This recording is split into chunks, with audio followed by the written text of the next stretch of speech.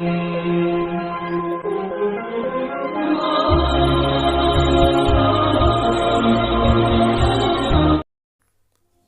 दोस्तों, आज की इस वीडियो में हम आपको एक सच्चा वाकया बताने वाले हैं जिसमें एक औरत की शादी एक नामर्द आदमी के साथ हो गई। उसके बाद उस औरत ने उस आदमी के साथ जो किया उस बारे में जानकर आप भी हैरान हो जाओगे। इसलिए दोस्तों, आज की वीडियो आप सभी के लिए बहुत ही ज़्यादा ख़ास है।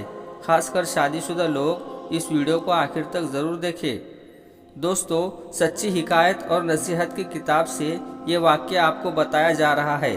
एक साहब कहते हैं कि मैं हर जुमे को सुबह की फ़र्ज नमाज के बाद अपने वालिद साहब की कब्र पर जाया करता था और उनकी कब्र पर जाकर फातिहा खानी करता था। उसके बाद में मैं वहीं से अपने काम की तरफ निकल जाया करता था। एक बार ऐसा हुआ कि मैं जुमे के रोज़ सुबह फजर की नमाज के बाद कब्रिस्तान गया। मैंने जैसे ही कब्रिस्तान में अपना पहला कदम रखा तो बहुत हैरान और परेशान हो गया, क्योंकि उस दिन कब्रिस्तान में ऐसी खुशबू आ रही थी, ऐसी खुशबू मैंने आज से पहले कभी नहीं सूंघी थी और नहीं ऐसी महक मैंने उससे पहले कभी नहीं महसूस की थी। आज मैंने उस नए खुशबू को कब्रिस्तान में महसूस किया था। उस खुशबू ने मुझको बेचैन कर दिया था, क्योंकि वो खुशबू किसी भी तरह से इस दुनिया की खुशबू नहीं लग रही थी। खैर, उसके बाद में मैं अपने वालिद साहब की कब्र पर पहुंचा और फातिहा खानी करने लगा। उसके बाद मैंने देखा कि मेरे वालिद साहब की कब्र को फासले पर ही एक नई कब्र बनी हुई है। उस पर ताज़ा फूल और नई चादर रखी है, जिससे अंदाज़ा लगाना मुश्किल था कि यह कब्र 2 या 3 दिन पहले तैयार की गई है। उसके बाद मैंने जब अपने वालिद साहब की कब्र से फारिग हुआ तो मैं वापस जाने लगा। फिर मैंने सोचा कि क्यों ना इस नई कब्र पर भी दुआए मगफिरत मांग लूँ। ये सोचकर मैं उस नई कब्र की तरफ चल पड़ा और उस पर जाकर मगफिरत की दुआ करने लगा। कब्रिस्तान में दाखिल होते वक्त जो खुशबू मैंने महसूस की थी, वही खुशबू इसी कब्र से आ रही थी। फिर मैंने उस कब्र की मिट्टी को अपने मुट्ठी में भरा। उस मिट्टी को छूते ही मैं एकदम से हैरान हो गया, क्योंकि उस कब्र की मिट्टी बहुत ठंडी थी, जैसे नम हो, लेकिन वो मिट्टी एकदम खुश्क थी, यानी कि सूखी थी। इसीलिए मैं इस बात को लेकर भी बहुत हैरान हुआ कि इस कब्र की मिट्टी कितनी ठंडी और नम है। इसके बाद मैंने अपनी हैरत को अपने पास रखा और उस मिट्टी को वापस उसी कब्र पर डाल दिया और अपने हाथ झाड़ते हुए वहाँ से चल पड़ा और फिर वहीं से अपनी दुकान पर चला गया और दुकान खोलकर बैठ गया। उसके बाद जब मेरी दुकान पर पहला ग्राहक आया और उसने जो सामान मुझसे मांगा, मैंने उसे वो सामान दे दिया।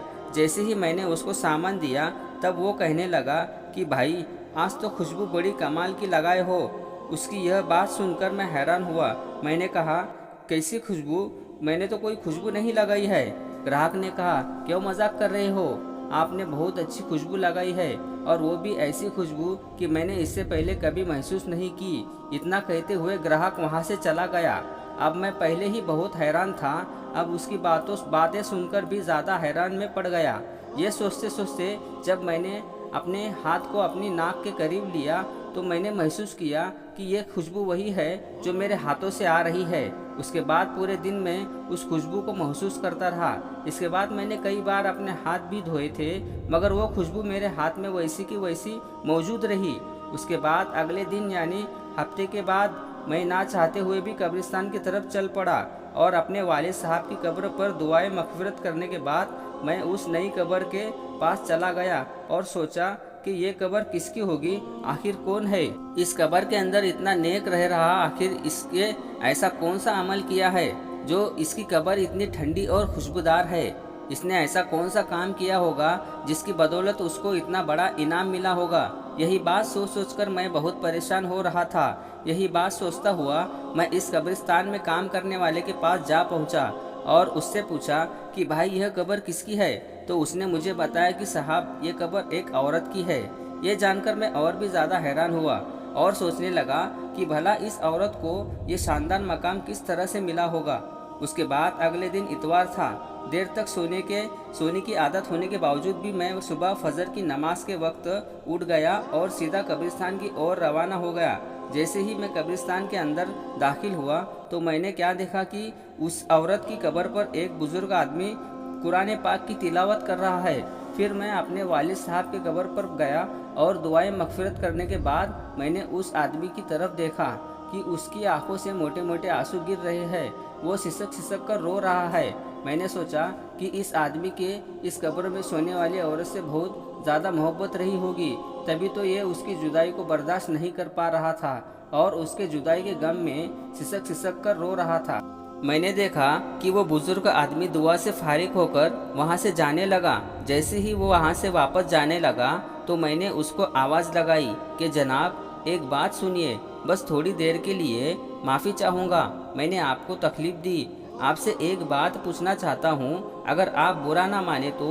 बुजुर्ग कहने लगे, इसमें बुरा मानने वाली कौन सी बात है, पूछिए आप क्या पूछना चाहते हैं। जी शुक्रिया, अभी आप जिस कब्र पर दुआ मांग रहे थे वो कब्र किसकी है, अगर आप मुनासिब समझे तो बता दीजिए। तो बुजुर्ग कहने लगे, आप क्यों पूछ रहे हैं। मैंने कहा कि दरअसल इस कब्र से आने वाली खुशबू ने मुझे बेचैन कर दिया है। इस कब्र की ऐसी खुशबू मैंने आज तक कहीं पर महसूस नहीं की। मुझे ये खुशबू इस दुनिया की नहीं लगती। मैं आपसे ये जानना चाहता हूँ कि साहिबे कब्र ने ऐसा कौन सा अमल किया है जिसकी वजह से इसको ये मुकाम मिला है कि इसकी कब्र बहुत ही ठंडी और खुशबूदार है।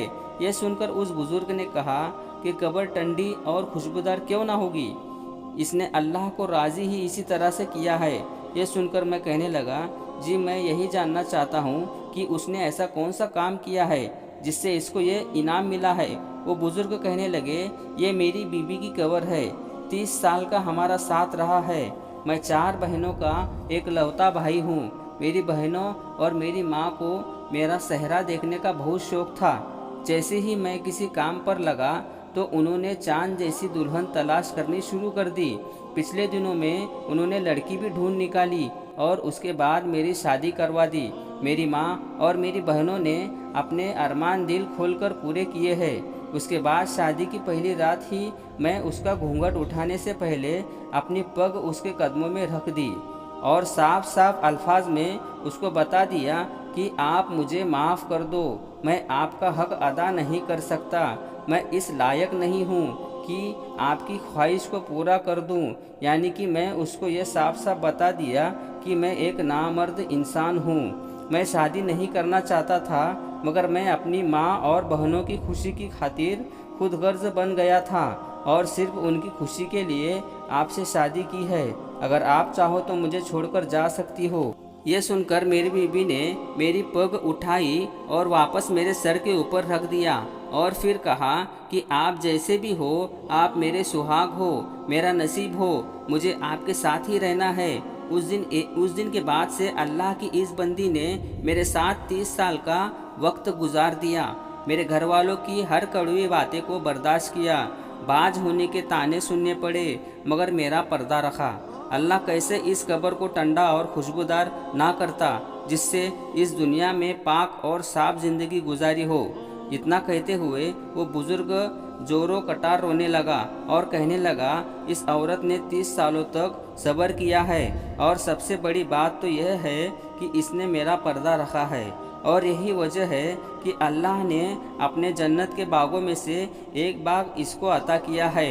फिर वो बुज़ुर्ग कहने लगा, बस मैं आपसे यही बात कहना चाहता हूँ कि अगर किसी औरत से आप वफ़ा चाहते हो तो उसको वक्त दो, उसको मोहब्बत दो, उसको भरोसा दो और सबसे बड़ी बात उससे इज़्ज़त दोगे तो आपके लिए अपनी जान भी दे देगी, मगर आपके साथ वो कभी भी बेवफाई नहीं करेगी।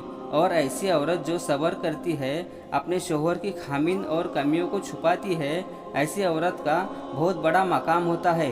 दोस्तों, आपको अगर ये वीडियो पसंद आया हो तो इस वीडियो को एक लाइक ज़रूर करें और हमारे चैनल तलाश इल्म को सब्सक्राइब ज़रूर करें।